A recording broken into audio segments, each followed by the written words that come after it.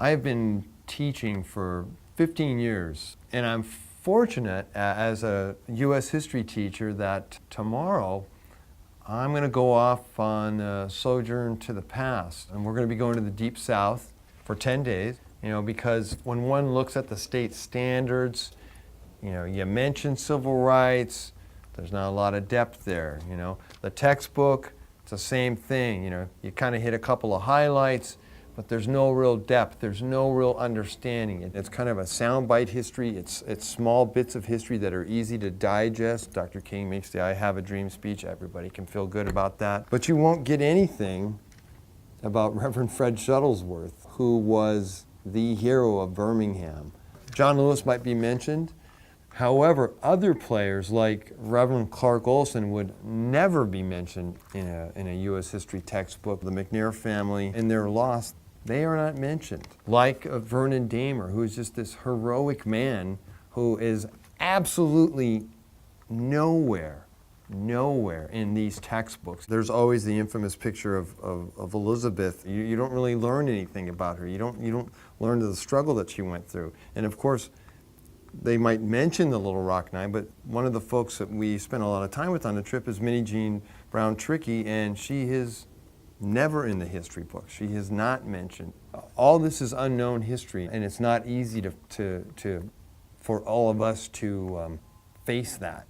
That's the history of this country. 10 seconds. Okay, here we go.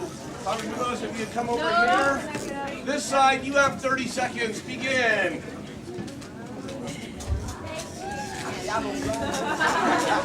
Hey guys.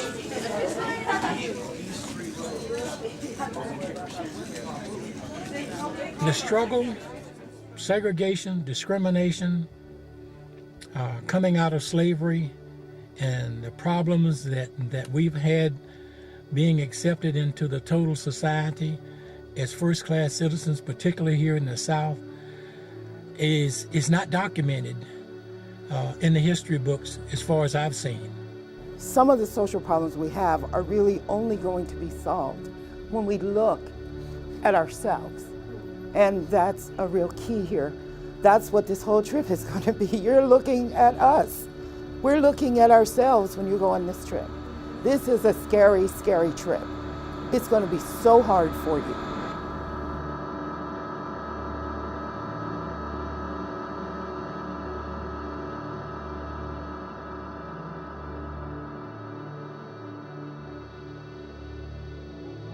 If you go into like Brooklyn or the Bronx or any of those public schools, you'll see that they're very segregated. And I guess that was the whole debate with the Brown versus Board of Ed. Are we really an integrated society? And I think it was clear from that debate that we're just as segregated as we are in the 60s. Every freaking year, I gotta go through the whole, some student comes up to me, you bombed Pearl Harbor. This is, that kind of, I hate to say that I'm used to it because that makes it sound like I've accepted it. I thought that, America as a people were beyond that point, but obviously we're not, Even now, I've got it from teachers and stuff. I was in an English class one time in middle school, and it was just friendly banter back and forth between the teacher and me, We got a little heated argument and stuff, and he goes, just remember who won the war. And no, at that time, I was, just a stupid middle school kid, I just, kind of brushed off my shoulder, like, oh, okay, But then I, got to thinking about, like, what, why does he have to even, bring that up? My name is Mr. Steinberg. I take high school students into the deep south of this country, retracing the civil rights movement of the 1950s, 1960s. You meet people who had relatives who were murdered fighting for freedom. If you choose to come with us, you meet people who are beaten fighting for equality. Any questions? Allison, Stephanie, Daniel, ladies and gentlemen, look at the thing at the bottom. Bravo, I need John Lewis questions if we have them, or the Minnie Jean assignment. Let me share with you, I only want to do this one time. Rules. If a boy steps his foot into a girl's room, or a girl steps her foot into a boy's room on this trip, you will be on the next flight home. Cannot go into each other's rooms. Questions about that? There are no drugs or alcohol on this trip. If you are doing drugs or drinking or anything like that, you're subject to be arrested. We don't want to call the police, bail you out. Don't want to do that. One-way ticket home the next day is $1,800. Sojourn will not pay for it. Next one, there's obviously no smoking on this trip. You may not smoke. There are no cell phones. There are no Walkman, MP3 players. You may not sag on this trip. We will ask you one time not to sag. Your parents need to be pulled up on this trip. Women, you need to be appropriate on top and on bottom. That means your shirts, and I don't want to be the shirt police. Arm above your head, your shirt's staying down below your waist. You know, I know they don't make shirts that fit women. I understand that. If you sleep as we are teaching, I'm gently going to go up to you and say, "Excuse me, Whoopi, I need to keep you back." And nobody paid all this money to come on this trip to stay on a bus and sleep. So you need to stay awake. You can help each other do that by elbows to the ribs if you see your friend drifting. Do whatever you can to help them stay awake. Questions about that? Those are the rules. I think they're all really fair. But of course I do. I told you I made them up.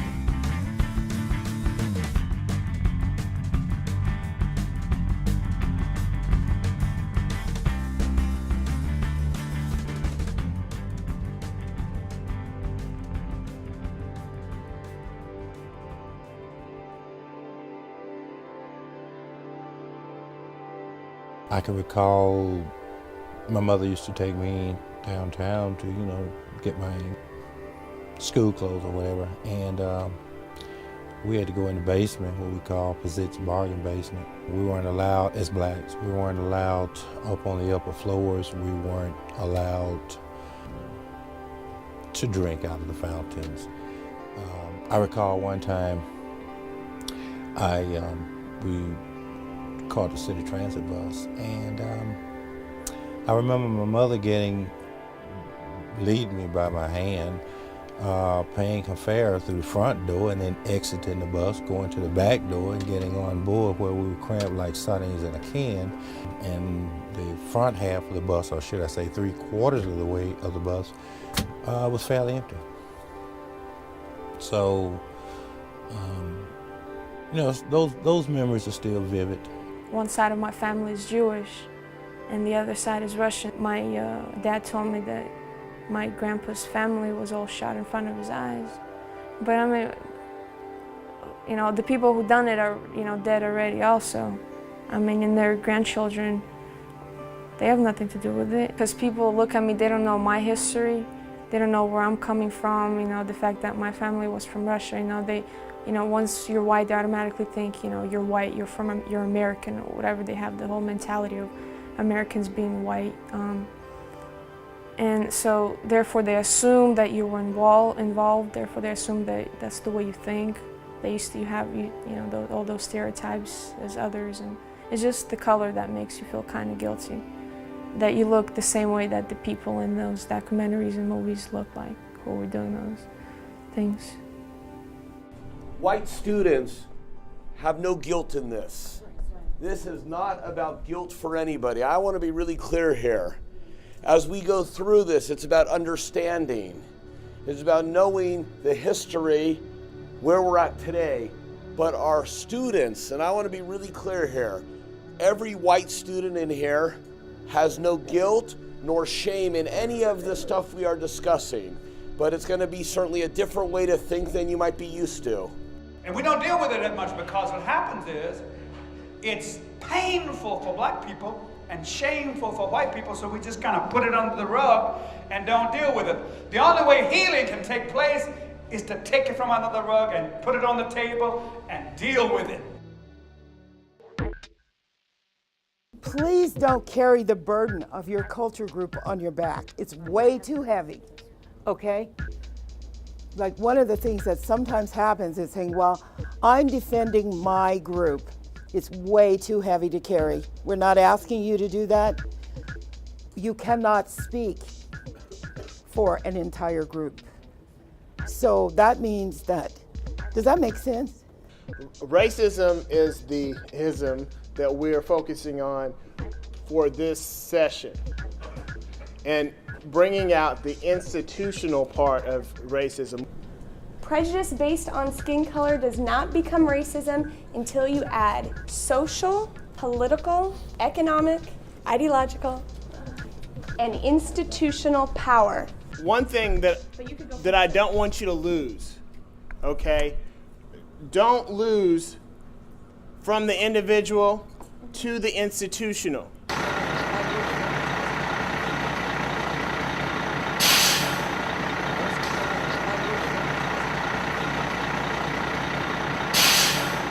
Segregation was all made legal in 1896 because an African American man in Louisiana by the name of Plessy was forced to move from a first-class car in a train to another car in the train where blacks were. He sued Louisiana saying this law was wrong, I had a first-class ticket, I should be able to sit here, and went to the Supreme Court. And the court ruled, thus infamously, that you could have separate but equal facilities. So now it's constitutional. Once it said this, then everything can be segregated in the South, and not only in the South, but in the North or out here in the West and California too, because once the Supreme Court says something is constitutional, that's it. Racism isn't in that sense, is not just a black and white issue. You could hate somebody just because you hate somebody for whatever, if they're black or they're Jewish or they're Catholic or whatever. But when the government sets a standard that says it's okay, separate but equal, that institutionalizes it. That makes it okay throughout, and it legally makes it okay. You studied this with Little Rock. It's in your lesson. Discrimination, prejudice. We have that in one area, but we have racism supported by the institution in a different area. We're separating the two out. One of the first questions that comes up is, what about reverse racism? Prejudice hurts no matter who it's directed to. And it's an individual act against individuals. But we're talking about a bigger body of power. Brown versus Board of Education. In that decision, Thurgood Marshall argued that separate was not equal. The court agreed, and the court then in Brown versus Board of Education said, dismantle the separate but equal education, so now students of color can go to school with white kids. And it didn't happen. Because even though the Supreme Court said that, people said no one's going to come to my local community, no one's going to come in my town and tell me that my clean little white girl is going to go to school with these Negroes.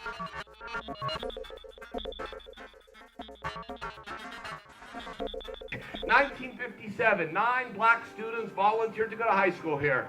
This is one of them. Her name is Elizabeth Eckford. She's our guest speaker. She came to school expecting to meet up with the other children. She walks in and she sees a group of whites, and they see her coming and they begin to taunt and harass her. And so she also sees some military men holding rifles and helmets, and she said, oh good, I can go to these men, they'll help me. She was directed by some National Guard. They probably just did the, go this way, and she thinks, oh, okay, they're directing me to where I should go. So she starts heading that way and basically sending her to this mob. And that's when she discovered that they were there with the rifles and bayonets to keep her out. Excuse me? She's 15 years old. She's a sophomore, 5'3". You're not letting her in? As she's walking down the street, the mob sees her, and 150 people run up behind her. They are screaming at her, cussing at her, spitting on her, calling her racial names. You know what some adult said to this 15-year-old child?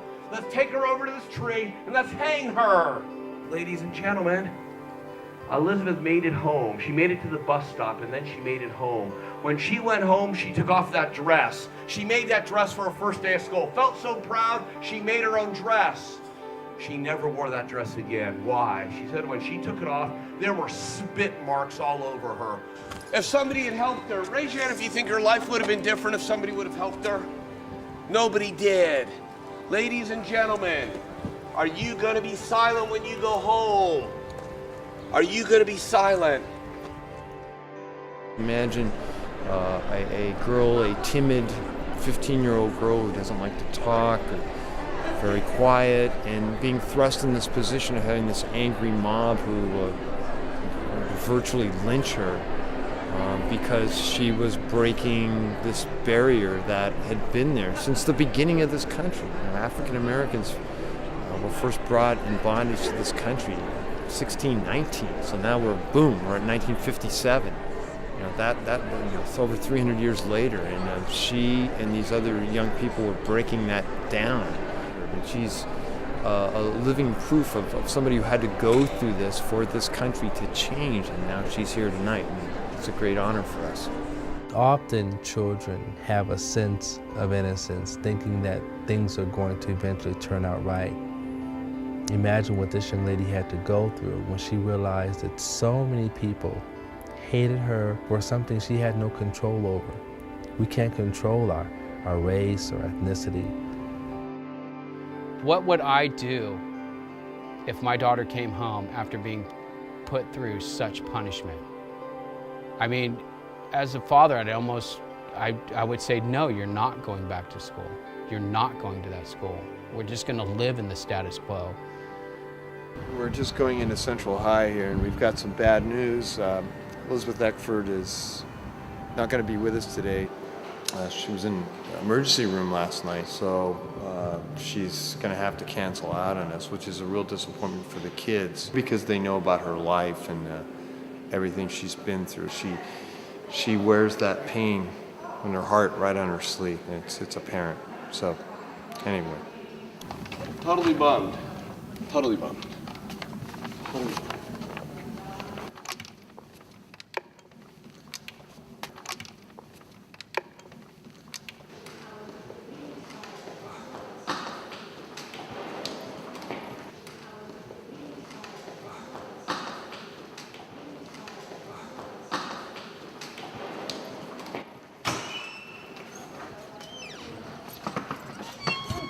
Please, Dean, how long did you stay here at Central High? I attended Central High School for approximately 6 months, from September of '57 until February of '58. In February, I was expelled for using 2 words, white trash. And believe it or not, those words are dynamite in the South, especially when said by a Negro. Little Rock is about the first real public instance of African American students going into an all-white school. You have 10 kids who were selected, and 9 of them decided to go. The black kids who wanted to go to Central High School knew there was going to be some taunting, but I'm not sure that they were ever able to fathom what was going to happen. Governor Orville Faubus refused to allow the students into the school. He first used the National Guard to keep them out in the fall of 1957. They tried to get in again after the president, Dwight Eisenhower, who's enforcing the law, called up the governor and said, you got to let them in the school, get the National Guard out of there. So he sort of just put a handful of cops around the school. The mob went crazy. They had to leave the school again. And of course, as we know, Eisenhower has to, put the state troops under federal control. He sends in the 101 Airborne in there. It's ridiculous.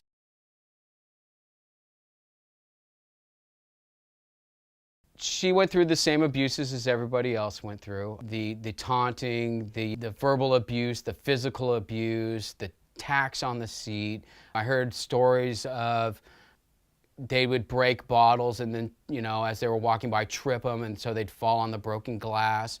I mean, just horrible things going into the classes and being taunted and constantly spit on. The thing about Minnie Jean is she is about, I'd say she's about 5'9" or something like that. And she's a very proud woman. She's very tough. And the students hated her the most at Central High in Little Rock because she acted like she belonged there. She refused to hang her head. She was in the glee club. She sang in chorus. She sang. She wanted to be a part of it. She would not be denied. And therefore, in her being so confident, they just hated her that much more because she would not back down. When you watch the footage on Little Rock, there are people who are your age. All the governor had to do was say, I don't like this any more than anybody else, but we're going to go along with it and see what happens. Instead, he said, okay, everybody who's a rabble-rouser, come on, get in front of the school. You have my permission. He gave permission for the behavior that happened in front of Central High School. He gave permission to the young people to treat us the way they did. Minnie Jean, sort of infamously, as far as the Little Rock Nine goes, she was thrown out of the school because she called another student white trash. I think the sort of myth about her is she threw chili on people. You know, the stories are conflicted of what happened, that there was a gentleman behind her in the food line and he taunted her and she finally poured a bowl of chili on his head. If that's true or not, you know, it's conflicting stories, but... She said that she did not do that she simply dropped her tray and it splashed on him. She accidentally dropped her tray on purpose. Being the strong woman that she is, I think could only take so much. And they threw her out of the school. For standing up for herself. She was disciplined for that. He was also disciplined for that. And the gentleman, of course, being a white gentleman in a southern town, proceeds to go to school. There's never been the same treatment between blacks and whites for the same offenses. That's common in our country. Living in a segregated society is like standing behind a chain link fence with your hands gripped onto the links and looking into this life that you can't take part in. We know what it feels like even to this day. We have enclaves based on class, based on color, based on ethnicity, but what we don't have is the legal, we don't have the laws that say you are relegated here, the Jim Crow laws. So the civil rights movement was about dismantling those laws and practices and beliefs that were so embedded in our thinking, our being, and our acting, both north and south. Because I was expelled, I was so ashamed for all those years. I somehow thought that it was my fault. And I think that's a perfect example of how we're made to feel when we oppose something that is basically wrong and evil. But I remember a feeling, this strong, strong, strong feeling that has stayed with me, is I don't ever want this to happen to anybody else for any reason. It triggers memory, even though I've seen it over and over and over. And there's a real sadness about the things that happen. Some real sadness, personal, and some sadness we should all feel. And there's a lot of shame for me and a lot of anger. So it's all happening at the same time. So there have been really good examples of people trying to work together over time. But it's very dangerous. I had one person who would sometimes walk with me in the hall. So she got death threats and ostracized, and she broke the rules. So she was punished. So anybody who actually tried to be friendly was punished by their friends, by their families, by the community as a whole. When they go home, are they going to be silent? Where will they take a stand because it's right?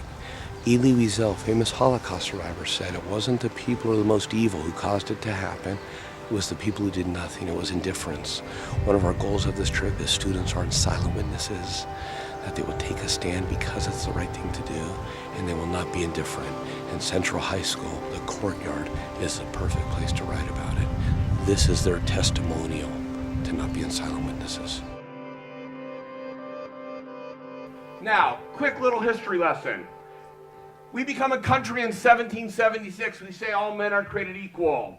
Women get the right to vote in 1920 with the passage of the 19th Amendment. When do black men, Latino men, Asian men, Indian men, Fijian men, Pacific Islander men, Puerto Rican men, Filipino men, Sri Lankan men, Afghani men, Pakistani men, Middle Eastern men. When do men of color get the right to vote? 1870, 50 years before women with the 15th Amendment. So by 1920, when women get the right to vote, everyone can vote if you're of age, right? Not in the Deep South.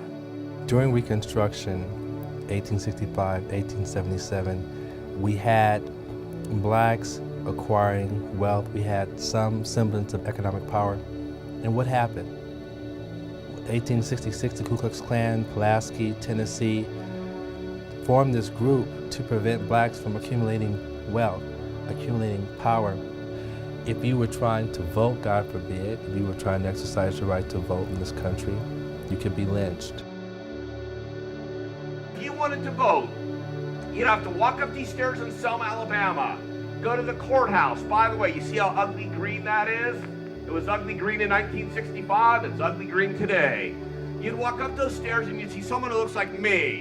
And you know what I'd say to a white person? Go ahead, please, enter and register. Person of color would walk up those stairs and I'd say, stop. Why? Prove to me you can read and you can write. Excuse me? This gentleman comes in, he's the next degree up, he has his master's. You know if you ask somebody that a master's?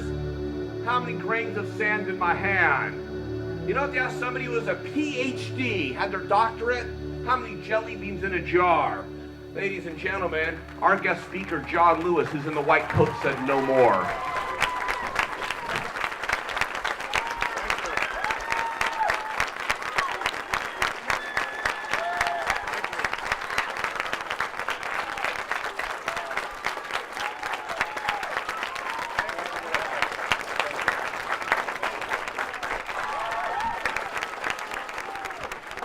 May I introduce him first?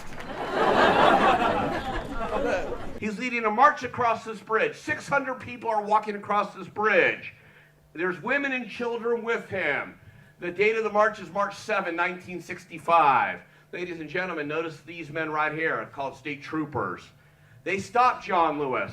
They say, stop, turn your group around, or we're going to beat the hell out of you and your group.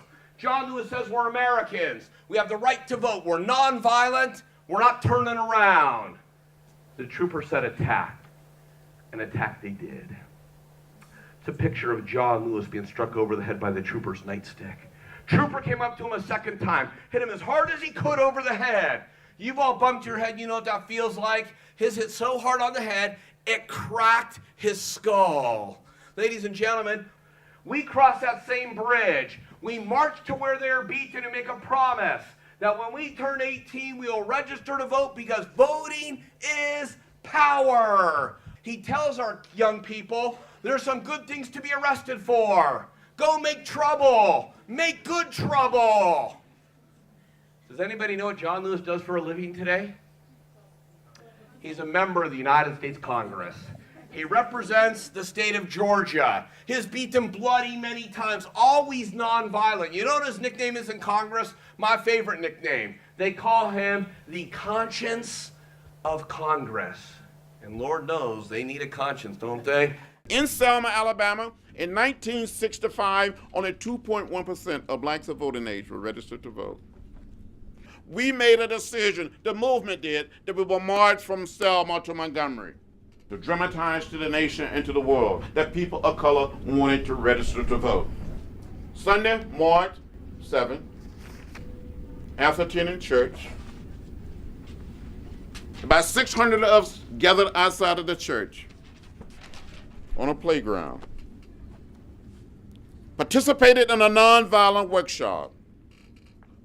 And then we lined up in twos to walk in an orderly, peaceful, nonviolent fashion from Selma to Montgomery. We slowly walked through the streets of Selma. We came close to the edge of the bridge, crossing the Alabama River, and we continued to walk. We came to the highest point on the Edmund Pettus Bridge, crossing the Alabama River. Down below, we saw a sea of blue, Alabama state troopers. And we continued to walk. We came within hearing distance of the state troopers, and a man identified himself and said, "I'm Major John Cloud of the Alabama State Troopers. I give you 3 minutes to disperse and return to your church." In less than a minute and a half, Major John Cloud said, "Troopers, advance." And you saw these men putting on their gas masks. They came toward us, beating us with nightsticks, bullwhips, trampling us with horses, releasing their tear gas. I was hit in the head by a state trooper with a nightstick. Had a concussion there at the bridge. I thought I was going to die. Thought I saw death. And the next thing I knew, I had been admitted to the Good Samaritan Hospital in Selma. Early that Monday morning, the next day, Dr. King and Reverend Abernathy came by to see me, and Dr. King said, "Don't worry, John. We will make it from Selma to Montgomery, and the voting rights act will be passed." He issued a call that Tuesday, 2 days later, March 9th, for religious leaders to come to Selma. More than 1,000 priests, rabbis, nuns, and ministers came to Selma and marched to the point where we had been beaten 2 days early. Ladies and gentlemen, you're going to put down 15 pearls of wisdom that Dr. Reverend Olson's going to give you. You're going to write down 3 quotes, and I know you're going to make him feel welcome. Ladies and gentlemen, he put himself on the line to make this country better. We're going to thank him today. Ladies and gentlemen, a big hand, Dr. Clark Olson. Woo!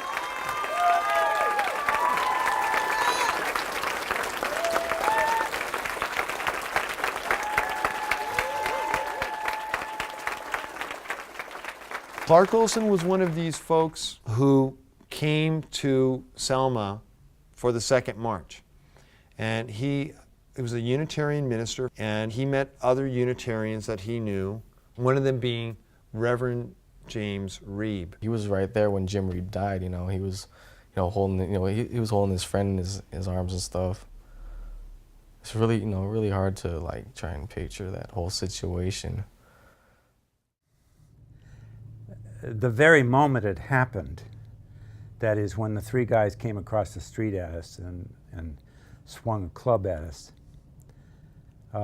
it all happened so quickly that I had scarcely time to, I won't say I didn't have time to be afraid, because I was afraid, but I didn't think about it much at that time. It just happened, and it was all over in maybe 30 seconds or something.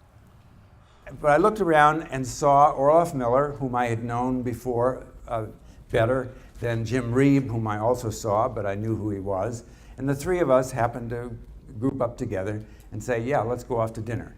They had eaten dinner and were just passing the Silver Moon Cafe, and they were attacked by local racist ruffians there in town. And Reeb was hit with a bat or a club in the side of the head and had his skull fractured. And then we saw these 3 men coming at us from across the street, and one of them carrying a club of some kind. Orloff and Jim and I whispered to each other, basically, first, "Oh my God," and then second, "What do we do?" They said, "Just keep walking. Don't pay any attention to them. Just keep walking." So the fellas came at us, we kept walking, they then came up behind us. I turned and I saw the fellows swing the club.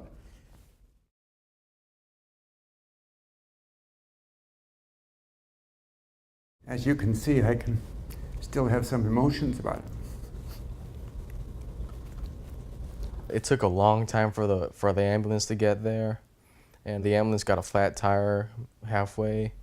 And when they finally did get to the Birmingham hospital, they wouldn't admit him, so they had to go to a different hospital. The next morning, there were yellow roses from President and Mrs. Johnson. And President Johnson had sent a presidential plane to bring Mrs. Reeb and his father to be with Jim, as in fact he was dying. And to make that story shorter, Jim died within 36 hours or so. There were 20,000 people who came to a memorial service for Jim Reeb in Boston Commons. I don't know what the numbers are exactly, but thousands of people in Chicago and San Francisco and Washington when Jim Reeb died, and there were memorial services. So it had enraged the whole country. The following Monday, Johnson decided he would address Congress to urge Congress to pass the voting rights bill. Finally, we got an injunction against Governor Wallace, Sheriff Clark, and other officials. And 2 weeks later, we set out on the march from Selma to Montgomery. When we arrived in Montgomery, there were more than 25,000 people there in support of the Voting Rights Act. The Congress debated the act, passed the act, and it was signed into law on August 6, 1965. It was the death of James Reeb, a white preacher that forced President Johnson's hand. Well, the main criticism was, it took a white guy to die in order for President Johnson to take action on this whole civil rights, equal voting rights thing. I was a part of something that became immensely important, and for that I'm terribly grateful. I do find some satisfaction out of the tragedy that a lot of good happened. I do not find satisfaction in having had to accompany a man who died and left 3 children and left a widow. But sometimes life gives you these things. Thank you very much.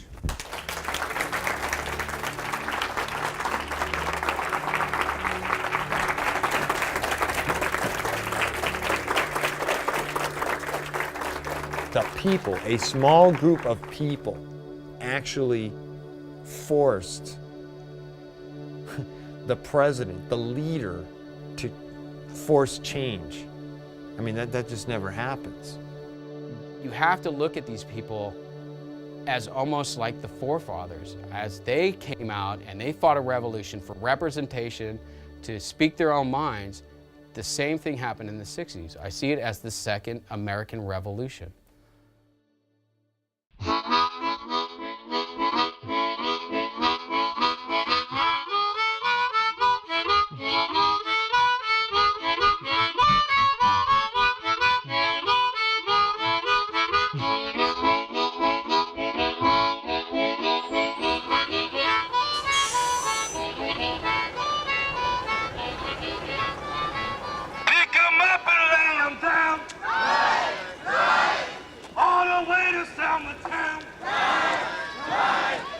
Having the 2 drivers we have, Joseph and Johnny, they're family. They're not just bus drivers, they are family.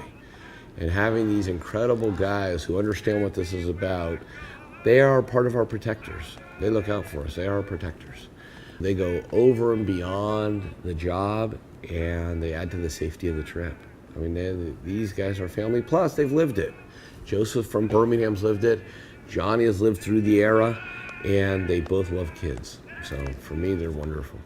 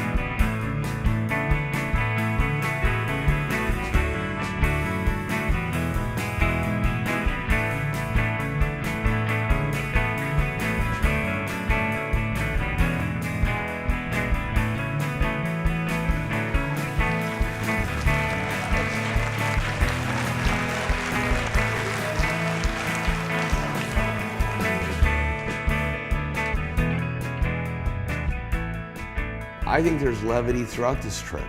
I think there's levity throughout it. And the subject is deep. The subject is tough. But I think there are wonderful moments of levity throughout that kids also make on their own.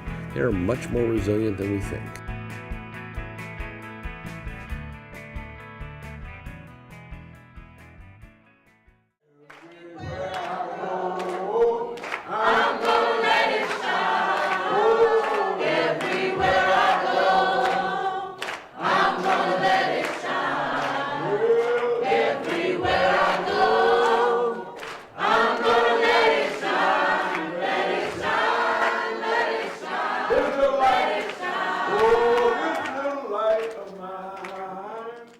At one time, Birmingham was nicknamed Bombingham because so many churches have been bombed in that city. It's 1963. It was the most segregated city in the South. Bull Connor being the most infamous, horrible racist segregationist, always challenged for years by the insanely brave Reverend Fred Shuttlesworth, who had his own house blown up. Fred Shuttlesworth was one of the first people to test the law in Alabama about integration. There's this great footage of him taking his kids to a school, a segregated school in the late 50s, and being attacked by, I'm going to say maybe 8 to 10 Klansmen with chains and brass knuckles and just pummeling him, and he's just trying to go through them, and they just attacked him. I mean, he's just completely fearless. Reverend Shuttlesworth said he thought long ago he'd be dead by 40. And what is he, 85 or? People say to me, well, it's a pleasure to meet you. I said, but it's more of a pleasure for me to be here. Because in '56, the Klan tried to blow me into heaven. They couldn't. They tried to mob me the next year. They couldn't. They've done other things. There was like, I don't know, 16 sticks of dynamite below his head. They exploded, blew up. The whole house fell down around him, but he did not get a scratch on him. But I come through all of that and didn't get a scratch. The mattress was torn. The springs underneath my mattress was blown away. I tell you the truth, I have never felt as calm and cool and happy and satisfied as I was the time that bomb was exploding. So when I sing My Heavenly Father Watches Over Me, I'm saying the real stuff. I know He cares for me on the mountain peak or on the stormy deep. Though billows roll, He keeps my little soul. My Heavenly Father watches over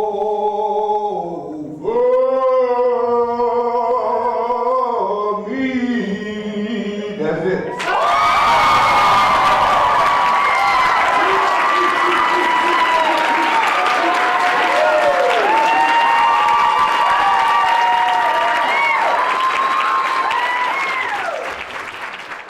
And so I challenge these students. I talk to them more today about it, and I speak to all of them about it. Your job is to point a better way. We got to begin getting rid of the violence, because we don't even deal with that now. We got to begin getting rid of the meanness that is our tendency now is to just act mean when we don't have to. And if we could learn to just be our better selves, maybe not our best, but the better selves than we are.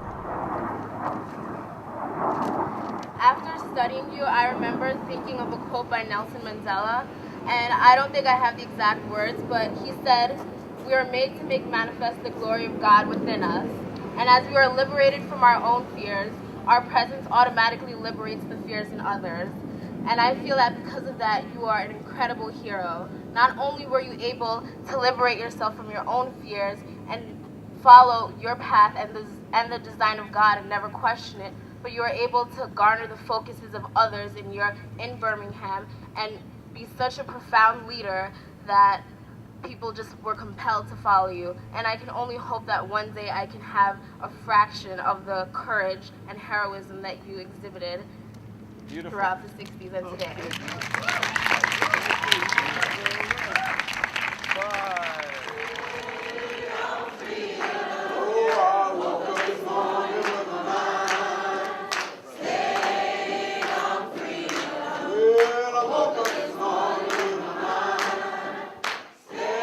The reason why I started doing the Give Back was Minnie Jean said to me, for 30 years, people in the movement never heard how they affected America in a positive way.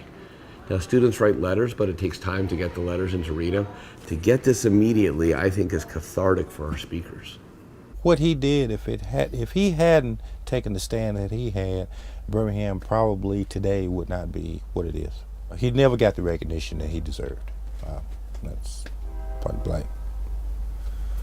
When I'm watching a speaker, and I'm watching, also remembering them when they were young and vibrant, and the hope that we all had when we were young about what we could do and how things would change permanently and it would be a better place. And then sort of to be here, and it is somewhat a better place, but it's nothing like we thought it might be. You can answer the question yourself. Is the country one today? Is it? Well, think about it. And if it isn't one, why? And what will it take to make it become one, since so many people have been trying to unite the country? Dr. King came in '63. They got junior high and high school kids to be arrested. Hundreds of them went to jail. They won. And then President Kennedy began to push for a Civil Rights Act in 1963, and the retaliation was to plant bombs in the 16th Street Baptist Church.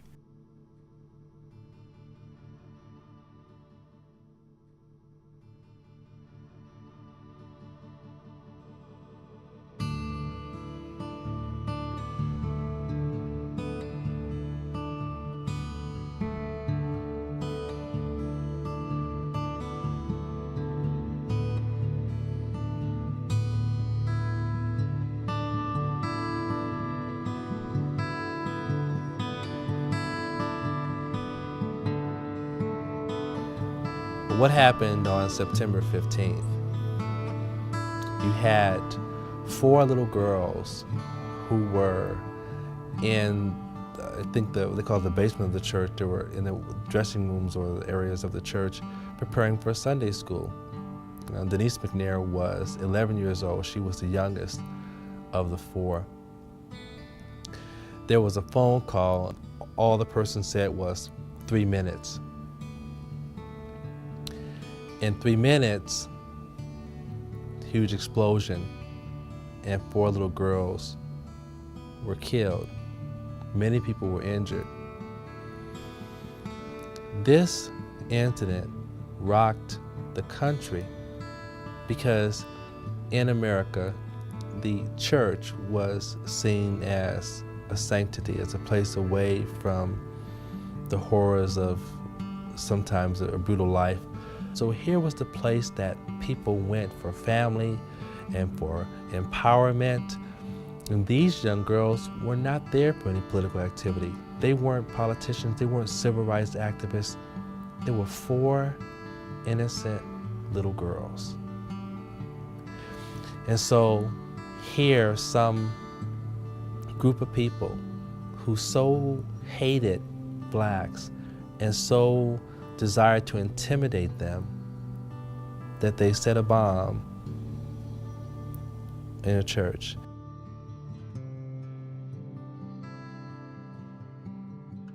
And I remember talking to Lisa McNair on my first trip. Lisa McNair is the younger sister of Denise McNair. Lisa wasn't born when Denise was killed.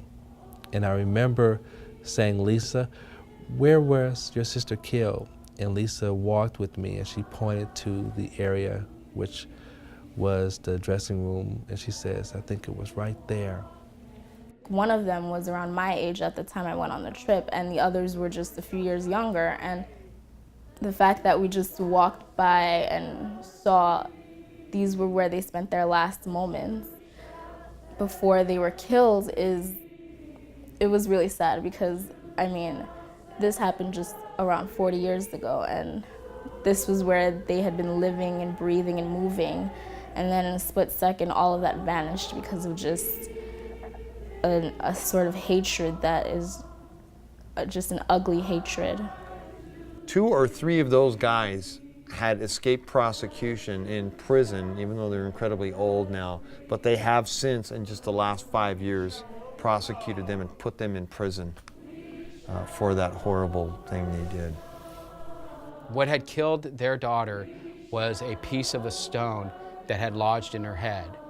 and they still have that piece of stone. And she was such a beautiful young girl. I mean, every time I see her, when I was on the trip, all I could see was my daughter's face, and it killed me.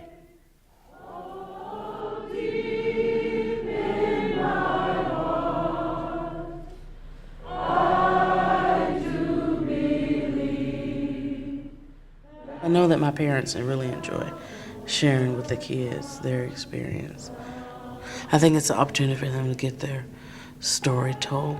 I think it helps for them to reach out to the younger people of America. I think it means a lot to them.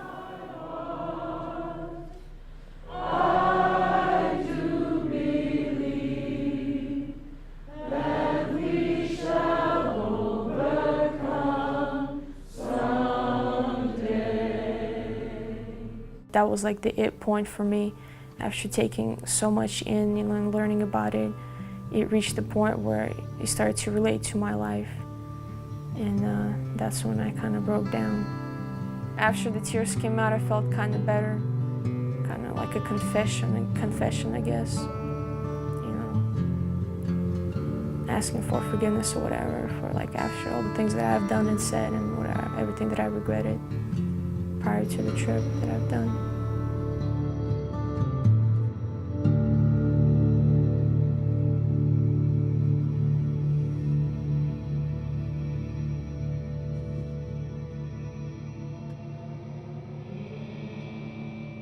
You could not challenge the status quo without the fear of losing your life. You know, the Ku Klux Klan had codes, and one code would say that if you were doing something that the Ku Klux Klan didn't like, they would call and intimidate you. Another code would say, okay, they burn a cross on your lawn. Another code would say they beat you up, and another code, they would kill you. Jeff Steinberg, the fact how we got started with Soldier into the Past, he found out that white supremacists were planning to kill his brother. There was some information found that indicated that they were planning to attack him, and Jeff went into the classroom and talked with his young people and asked them questions about civil rights, and his students knew nothing. And Jeff knew that there was a huge disconnect in the understanding of history. And so that was the genesis of this trip. The Ku Klux Klan is not an organization that has ever gone away. Sometimes they go into hiding. They no longer wear robes. At least they no longer wear Ku Klux Klan robes. They sometimes wear judges' robes. They're sometimes wearing business suits. Okay. We should be good. The politician who's put on a list to be murdered is my brother. That is my older brother. His name is Daryl. Daryl is 2.5 years older than I am. He's my best friend. We are as close as brothers can be. I'm, of course, a better athlete than he is, but don't all younger brothers say that? My brother was elected to the state legislature. He's a state lawmaker in Sacramento. In 2000, 3 synagogues were firebombed in Sacramento. When the FBI did a search warrant, the FBI found a list of 30 names that these men were targeting to murder. On top of their list was my brother Daryl. They said, shut your blinds and windows at night. Why? He had young children. We're afraid someone's going to shoot your children through your windows. Ladies and gentlemen, nothing has happened to my brother yet, thank goodness. Why do I share this with you? Because it's pretty painful for my family to go through. It wasn't Mississippi. It wasn't Alabama. It wasn't the 1960s. Sacramento, 5 years ago, what I would call our backyard. Got it. Would you make sure I get all of you? Well, we know you, but I just need to make sure I'm trying to not leave anybody out. Yeah, we're great. Thank you for all your help.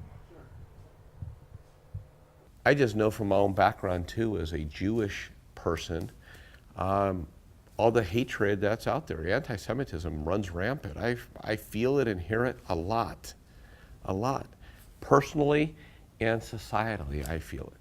I don't think going into San Francisco and looking at the travails there, which there are, or the travails in Oakland or in East Palo Alto, I don't think people get it. So to take them out of their environment, place them where we have wonderful footage, incredible people who want to share their stories, then see the transformation. Then when they come home, ask them, what are you going to do now in your own homeschooler community?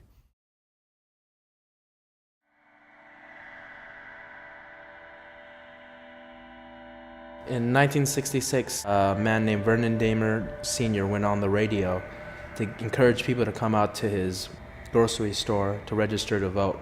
It would be a safe environment for them. There was this tax imposed on African Americans that you had to pay a certain poll tax, which was illegal but was allowed through state rights. And he said, I will pay your poll tax. Come and vote, I will pay it. Vernon Dahmer in Mississippi was president of the local NAACP, and he strongly believed in the power of the vote. His motto was, if you don't vote, you don't count. Because of his activities, Vernon Dahmer was targeted by the Ku Klux Klan for murder.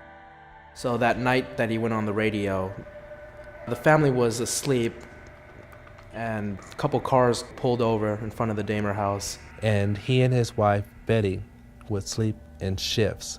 She would sit up at night and watch for the Ku Klux Klan while he would sleep, or he would sit up at night and watch for the Ku Klux Klan while she would sleep. And they came out with guns and bombs. They firebombed the house. And Vernon's wife and children got out through the back of the house. Vernon Sr. stayed back to defend the house and to protect the family, give his family enough time to get out of the house. And by doing that, by the time the Klan members left, he inhaled too much smoke, and when he got to the hospital, he died a couple of hours later.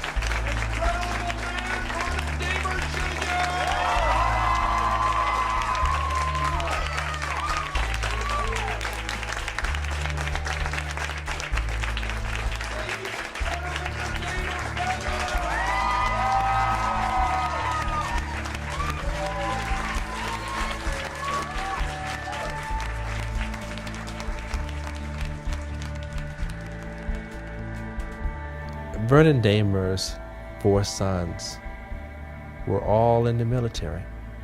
And there's a striking scene where his sons come home from the military to look at their burned out home, burned by racists because his father wanted everyone to participate in the American political process.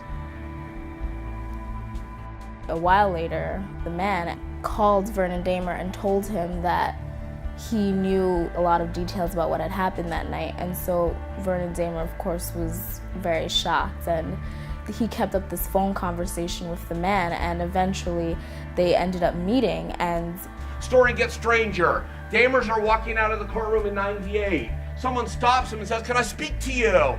Dahmers stop. The person who stops them is the killer, Billy Roy Pitts. Dahmers say, "What do you want?" And Billy Roy Pitts starts crying and says, "I'd like to apologize. I'd like to apologize for murdering your father 32 years ago. Could you ever forgive me?" How many of us sitting here could forgive the man who murdered our father 32 years later? Several of them just watched their father die like in front of their eyes, and I don't know if I could ever forgive anyone for taking away my father. The Dahmer family is just unbelievable. Able to forgive, not forget. He said, if I had to do it, he says, I wouldn't do it. Will you forgive me? Well, being raised in the kind of home with the kind of family that I have, what, if I'm a Christian and you admit that you did something wrong, you ask me to forgive you, what am I supposed to do? Tell you no? No. That puts me at your level. I ain't going there. So yes, I can do that. Hate destroys the hater. I ain't gonna do that. Now, life is too short, life is too beautiful to run it.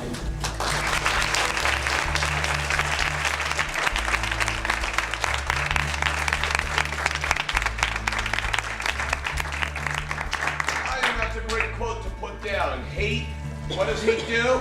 I think that's a great quote that you should be writing down. Hate destroys the hater.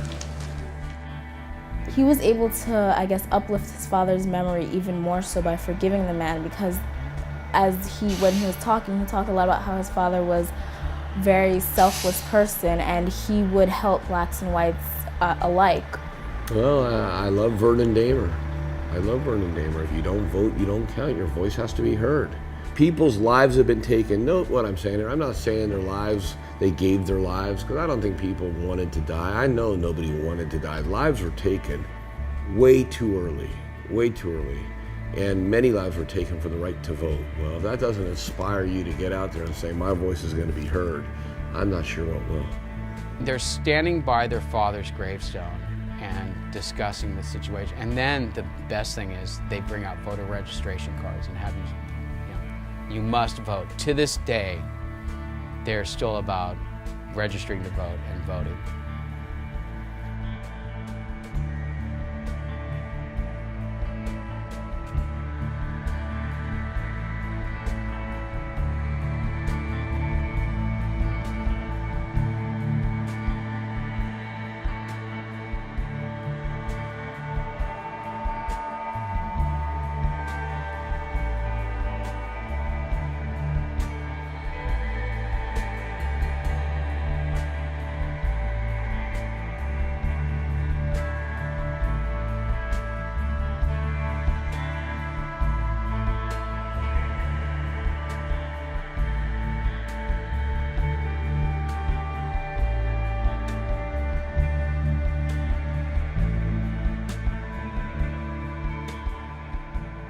The struggle, segregation, discrimination, coming out of slavery, and the problems that we've had being accepted into the total society as first-class citizens, particularly here in the South, is not documented in the history books as far as I've seen.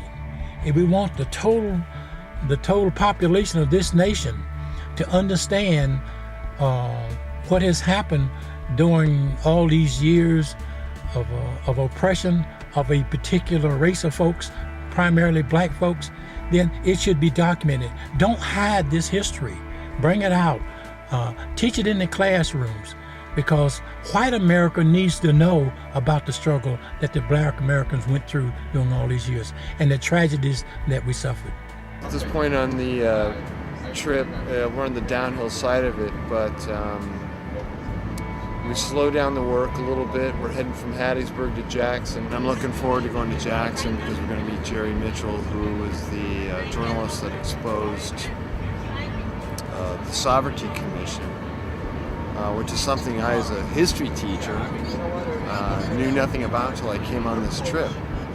And to have a sort of a police state in the United States, not unlike Nazi Germany or the Soviet Union, is quite shocking.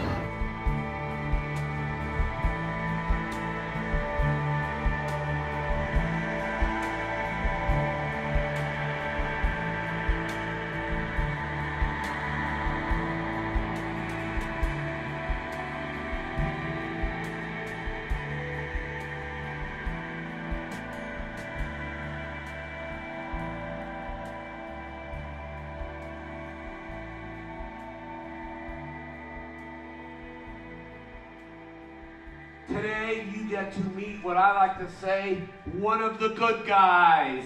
Ladies and gentlemen, the best civil rights reporter in America, Mr. Jerry Mitchell.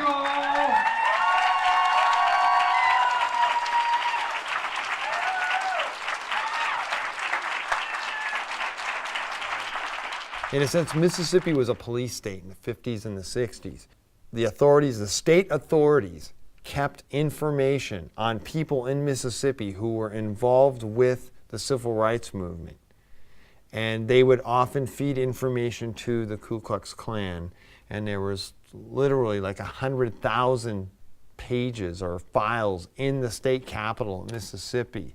And he is still at this time going through it. So he's been able to help in exposing Medgar Evers' murderer, Cheney, Goodman, and Schwerner. Vernon Dahmer is another person. Through Jerry Mitchell's work, they were able to take all this information and nail these guys in the Klan that killed people in the 50s and the 60s. And I would say we're still going to learn more about all these cases, and it's through Jerry Mitchell's work. He's a brave guy. Some people describe me as a crusading reporter, and that's fine. If people want to say that, that's fine. But I'm not an activist. I'm trying to be a journalist. I'm trying to record this. And once you kind of step over that line and become an activist, you really can't be a journalist anymore. So I really view my role as just recording all this, just, being an eyewitness to all these incredible cases. As you well know, it all kind of started with the Medgar Evers case. And Medgar Evers was killed, which you probably have heard or realized by now, is Medgar Evers was killed here in Jackson in June 12, 1963, shot in the driveway of his own home. Driver's side faced an open alleyway there, so it was an easy target. So he got out the driver's side, which was this, and it faced the side of the house. There's nowhere for anyone to hide. He stepped out of the car. He was carrying t-shirts that said, "Jim Crow must go," and a gunshot rang out from over there. The bullet went through Medgar's back. It went through his chest. That same bullet went through this window right here. His children, they came running for the front door. Murley came running for the front door. Medgar, being the strong man that he was, had his keys in his hands. He crawled up the driveway here and passed out right on the stairs. His 9-year-old daughter, Rena, opened the door, saw her father lying in his own blood, and started crying and said, "Get up, Daddy. Daddy, please get up. Daddy, get up. Please get up." They put him in a car, and they left. He died an hour later. There was a murder weapon that was found not too far from where Medgar was killed in Honeysuckle Bush, and it belonged to Byron Neal Beckwith. He was tried twice in '64, but 2 all-white juries basically deadlocked him, and he was free. You have kind of injustice at its height. Like, everybody knows this guy is guilty, but yet he's walking away from it. Fast forward now to 1989, I was here at the paper and I did a story that basically showed that the state of Mississippi secretly assisted Byron Neal Beckwith's defense, which nobody knew at the time. And that was in the Sovereignty Commission records. The Sovereignty Commission included judges, lawyers, and professional businessmen. Their job was to destroy any group or any person who was trying to upset the status quo. There was no evidence, no murder weapon, no transcript, nothing. But Myrlie Evers believed, and she prayed, and some amazing things happened. Since 1989, there have been 22 different killings from the Civil Rights era that have been re-examined by authorities. There have been 26 arrests and 21 convictions, 2 acquittals and 1 mistrial. And it all started here in Jackson. And a bunch of these cases are up north, by the way, so don't just think this is a southern thing. May God bless you on your own journey of redemption. Thanks a lot, guys.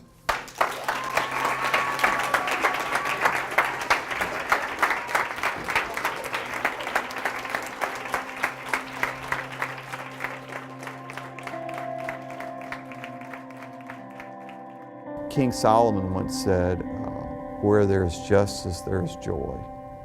And I mean, those are the kind of words that resonate for me.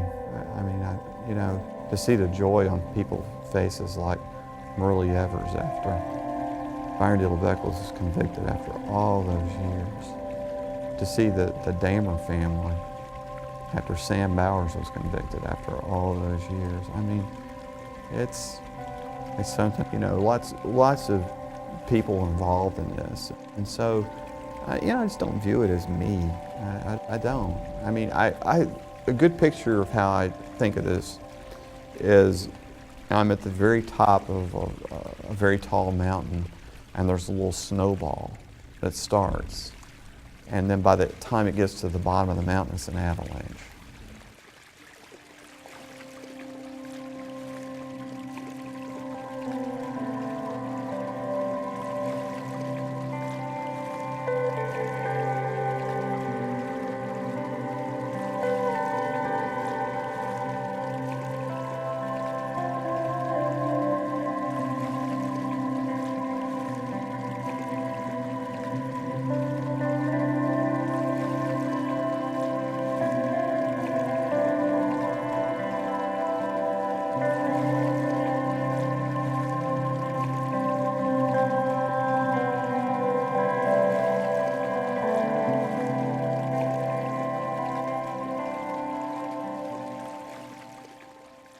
The night before we go home, I get our students away from the emotions, and I take them out on Beale Street in Memphis, Tennessee. We get away from the emotions and some of the finest music in the country. I'll use their language. I take them out clubbing. And ladies and gentlemen, as we go to this club right here, take a look at what they do. They are able to eat incredible barbecue, Southern style. They're able to dance. Look at our students dancing. There's Minnie G dancing with them.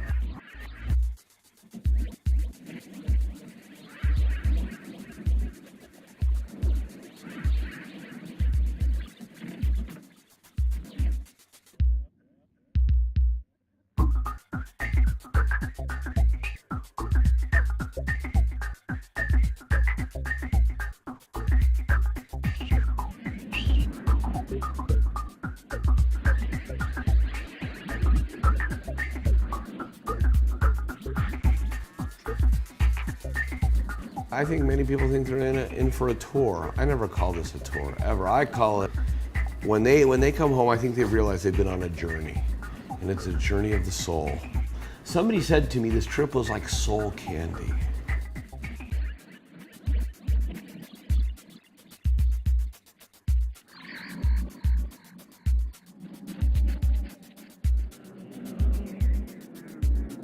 I think when they come home, they are empowered. They're empowered to say, I know I can make a difference. I know I can. And I think therein lies the victory.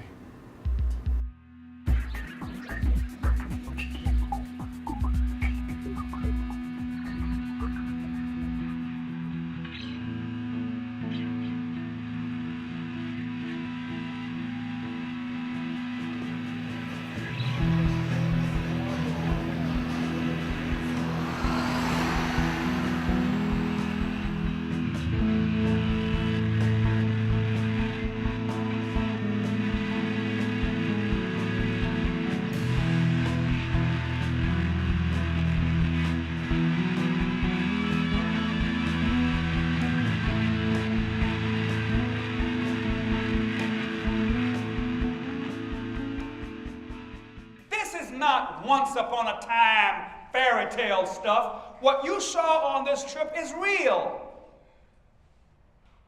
Miss McNair's sister is real. That bombing of that church, that's real. That wasn't once upon a time fairy tale. Minnie Jean Brown is real. That ain't no fairy tale. Going through all that hell to go to school. Not in Zimbabwe, not in South Africa, not in Bosnia, in America, USA. This is not fairy tale once upon a time. This is in my lifetime.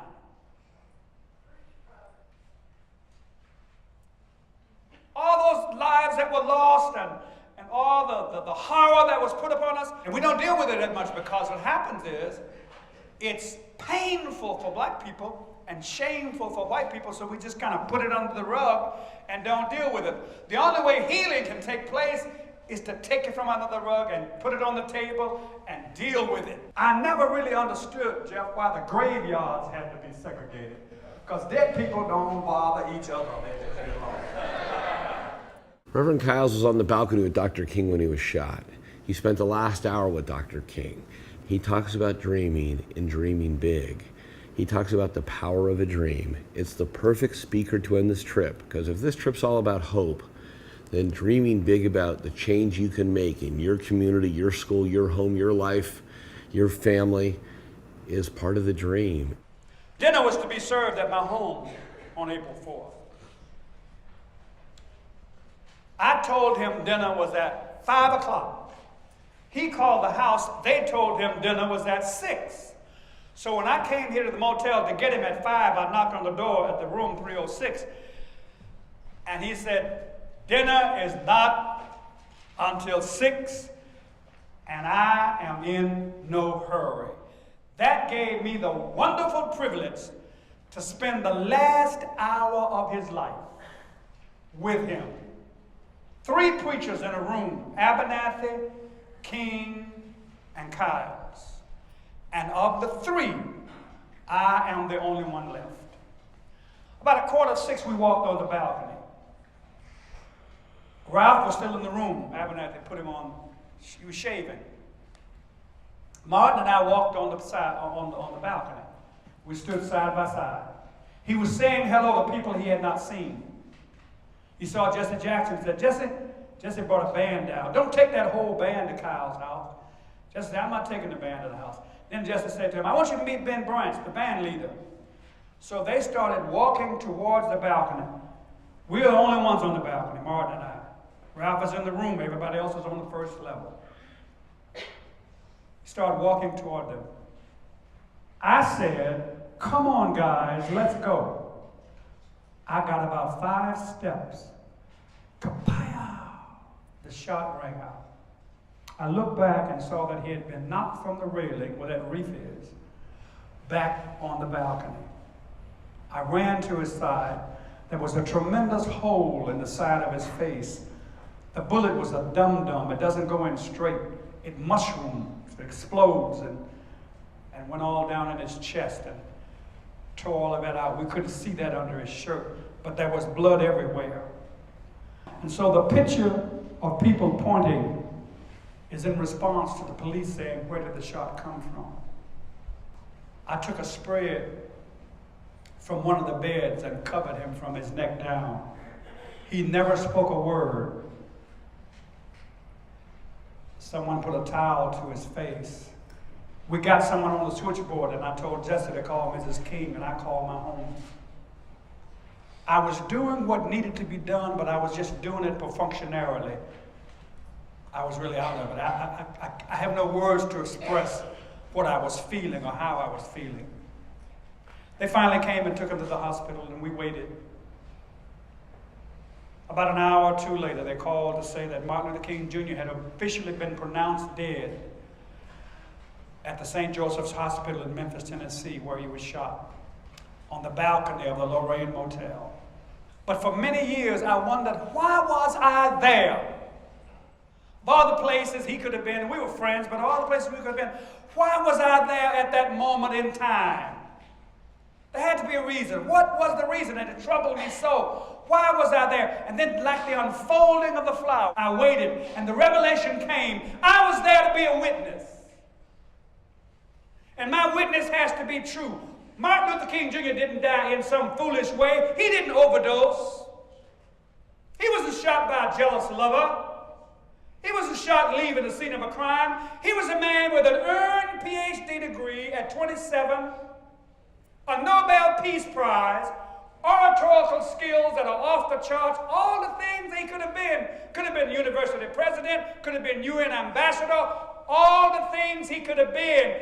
Yet he died on a balcony in Memphis, Tennessee, helping garbage workers. That's why we remember his life 35 years later. He never grew up poor, was never poor in his life. He had a compassion for the poor. And they said, we will shoot this dreamer.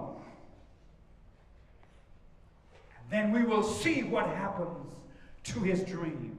And the witness has come to tell each one of you that the dream is still alive. Thank you very, very much.